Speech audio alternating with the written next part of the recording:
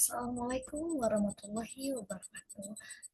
Selamat sore, Bapak dan teman-teman. Perkenalkan, saya Gracia Salonika dengan NIM channel 24034. Di sini saya akan mempresentasikan tentang perlindungan konsumen.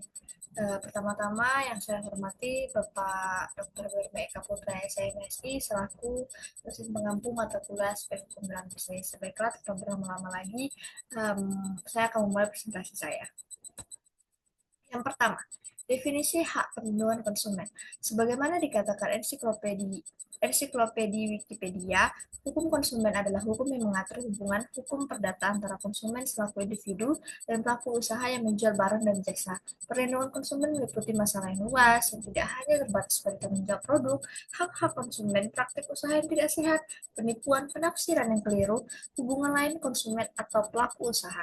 Menurut pasal 3 UU Perlindungan Konsumen, disebutkan perlindungan konsumen bertujuan yang pertama meningkatkan kesadaran, kemampuan, dan kemandirian konsumen untuk melindungi diri. Yang kedua, mengangkat hak dan martabat konsumen dengan cara menghindarkan dari akses negatif pemakaian barang dan atau jasa. Yang ketiga, meningkatkan pemberdayaan konsumen dalam memilih, menentukan, dan menuntut hak-haknya sebagai konsumen. Nah, di sini ada tiga prinsip dan dasar hukum hukum dasar hukum perlindungan konsumen. Yang pertama itu adalah let the buyer beware. Ya, ini pelaku usaha kedudukan seimbang dengan konsumen sehingga tidak perlu proteksi. Yang kedua, konsumen diminta untuk berhati-hati dan bertanggung jawab sendiri. Yang ketiga, konsumen tidak mendapatkan akses informasi karena pelaku usaha tidak terbuka. Yang keempat, dalam UPK Kevin M. Thor berubah menjadi Kevin Venditor. Terus yang kedua itu ada the due care theory, ya. Ini pelaku usaha mempunyai kewajiban untuk berhati-hati dalam memasarkan produk, baik barang maupun jasa. Selama berhati-hati, ia tidak dapat dipersalahkan. Yang kedua, pasal 1865 KUHP secara tegas menyatakan barang siapa yang mengendalikan mempunyai suatu hak atau untuk meneguhkan haknya atau membantah hak orang lain atau menunjukkan pada suatu peristiwa, maka ia diwajibkan membuktikan adanya hak atau peristiwa tersebut.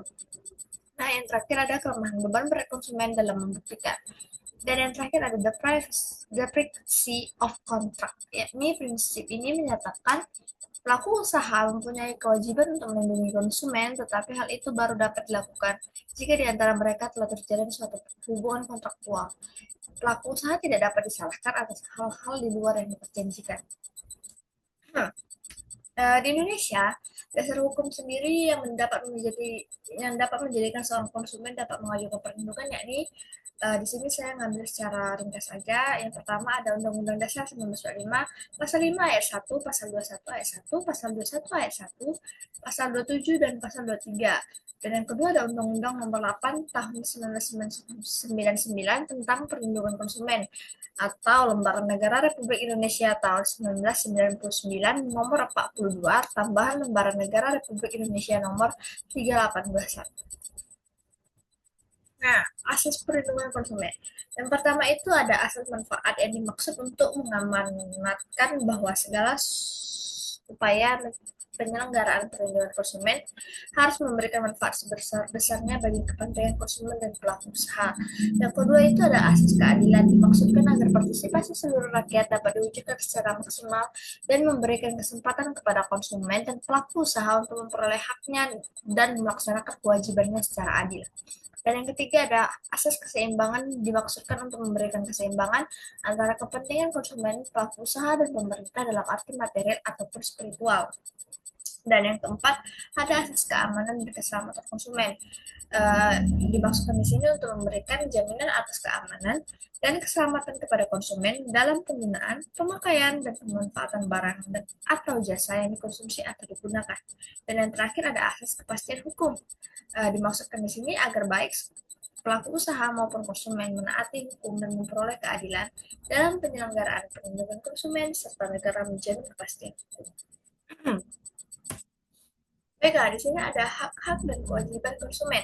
Menurut hak-hak konsumen perspektif internasional, Presiden John F. Kennedy mengemukakan 4 hak konsumen yang harus dilindungi, yaitu Yang pertama adalah hak memperoleh keamanan atau the right to safety. Ya, aspek ini ditunjukkan pada perlindungan konsumen dari pemasaran barang atau jasa yang membahayakan keselamatan konsumen.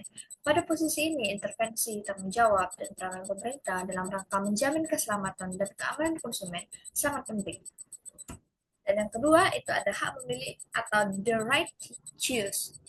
Bagi konsumen, hak memilih merupakan hak prerogatif konsumen apakah ia akan membeli atau tidak membeli suatu barang atau jasa. Oleh karena itu, tanpa ditunjang oleh hak untuk mendapatkan informasi yang jujur, hingga pendidikan yang patut, dan penghasilan yang memadai, maka hak ini tidak dapat banyak artinya. Apalagi dengan meningkatnya teknik penggunaan pasar, terutama lewat iklan, maka hak-hak untuk membeli ini lebih banyak ditentukan oleh faktor-faktor di luar diri konsumen. Nah, yang ketiga, itu ada hak mendapatkan informasi atau informasi the right to be informed. Hak ini mempunyai arti yang sangat fundamental bagi konsumen bila dilihat dari sudut kepentingan dari kehidupan ekonominya. Setiap keterangan mengenai suatu barang yang akan dibelinya atau yang akan mengikat dirinya haruslah diberikan selengkap mungkin dan diiringi penuh kejumuan informasi secara langsung maupun secara umum melalui berbagai media. Nah, yang keempat itu hak untuk didengar atau the right to be heard. Hak ini dimaksudkan untuk menjamin konsumen bahwa kepentingan harus diperhatikan dan tercermin dalam kebijaksanaan pemerintah, termasuk turut didengar dalam pembentukan kebijaksanaan tersebut. Selain itu, konsumen juga harus didengar setiap keluhannya dan harapannya dalam mengonsumsi barang atau jasa yang dipasarkan produsen. Nah, di sini karena tadi ada hak dan kewajiban, yang tadi hak dan yang ada kewajiban, dan ada pula berdasarkan UU Perlindungan Konsumen pasal 4, hak-hak konsumen sebagai berikut. Yang pertama, hak atas kenyamanan, keamanan, dan keselamatan dalam mengonsumsi barang atau jasa. Yang kedua, hak untuk memilih dan mendapatkan barang jasa sesuai dengan nilai tukar dan kondisi serta jaminan yang dijanjikan. Yang ketiga, hak atas informasi yang benar, jelas, dan jujur mengenai kondisi dan jaminan barang jasa. Yang keempat, hak untuk didengar pendapat keluhannya atas barang jasa yang digunakan. Yang kelima, ada hak untuk mendapatkan advokasi, perlindungan, dan upaya penyelesaian sengketa perlindungan konsumen secara patut. Baiklah, karena sudah berakhir presentasi saya pada hari ini, maka kesimpulannya melalui Undang-Undang Nomor 8 Tahun 1999 tentang perlindungan konsumen, pemerintah memberikan dasar hukum yang jelas mengenai hak-hak dan kewajiban konsumen maupun pelaku usaha. Aturan ini bertujuan menciptakan keseimbangan, tanggung jawab, serta kepastian hukum dalam kegiatan perdagangan. Oleh karena itu, penerapan hukum perlindungan konsumen perlu didukung oleh kesadaran masyarakat dan kepatuhan pelaku usaha terhadap peraturan yang berlaku. Dengan demikian, hubungan antara konsumen dan pelaku usaha dapat berjalan secara sehat, jujur, dan saling menguntungkan. Baiklah, sekian presentasi saya pada hari ini. Saya mohon maaf apabila ada kesalahan dalam penyampaian saya, baik dalam materi maupun dalam ucapan. Saya tutup dengan wabillahi. Wassalamualaikum warahmatullahi wabarakatuh. Terima kasih.